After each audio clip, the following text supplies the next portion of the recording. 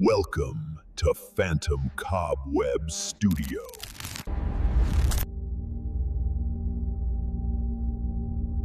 In a dusty, quiet kitchen, an older woman sits alone at a table. Her hands move methodically, rolling invisible sweets from thin air. Her mind is completely fractured, speaking to people who are no longer there. When we experience a profound betrayal, the brain searches for a way to repair the damage. Retaliation offers a seductive answer. It creates a sense that by inflicting pain on those who hurt us, we can somehow pull our own lives back into alignment. This is the blast radius. It is the reality that an obsession to destroy an enemy rarely stays confined to a single target. It behaves like a parasite, expanding outward to engulf everyone standing in the vicinity. To understand why this trap is so lethal, we have to look at one specific case. This is a story where the pursuit of absolute control resulted in the loss of everything that actually mattered. In the village of Chandrakor, Kusum built her entire future around her childhood love, Vivek.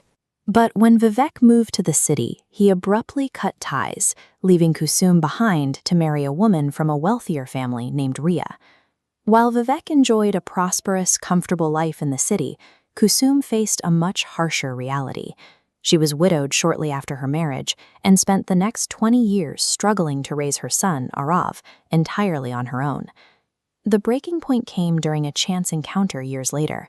Kusum locked eyes with Vivek in a shop, but he offered no recognition and no apology for the life she had been forced to lead. In that moment, her quiet grief shifted into a desire for action. This timeline shows the shift. For years, her resentment was a flat line, but after that encounter, it spikes. Kusum began sneaking out at night to study the occult, turning dark rituals into a very physical tool for dismantling Vivek's life.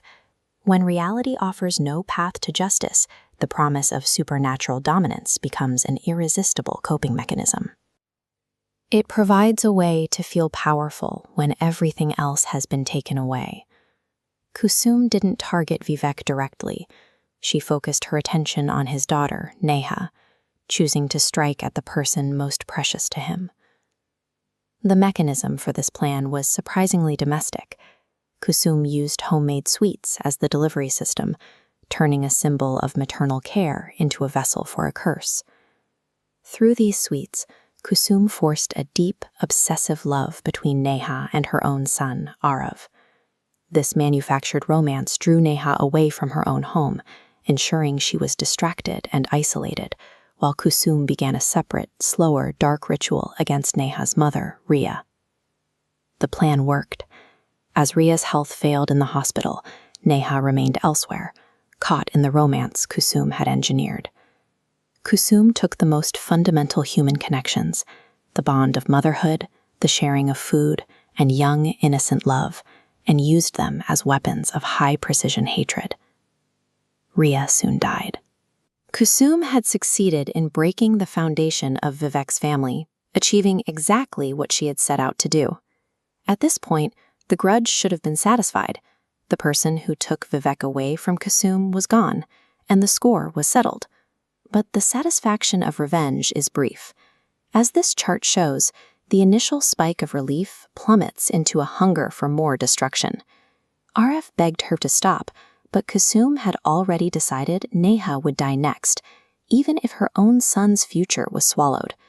Kusum was no longer weighing the cost to her family or her own happiness.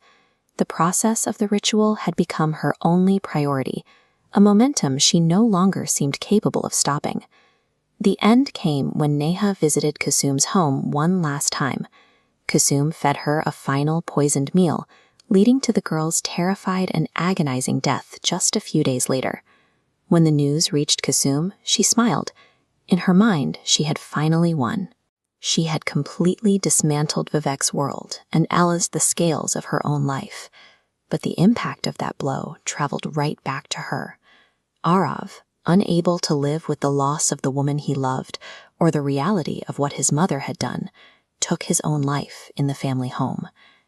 The weapon Kusum built to destroy her enemy's child ended up being the instrument that killed her own. Kusum was left in the ruins of her house. She had achieved her goal of making Vivek suffer, but she had lost the only person who actually connected her to the world. Her mind eventually broke under the weight.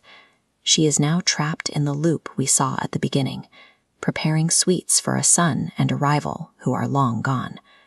Revenge promises the power to destroy an enemy, but the price of that power is almost always the user's own soul. Kusum Sharma's story is a reminder of a rule as first dig 2 graves. Like, comment, and subscribe if you dare.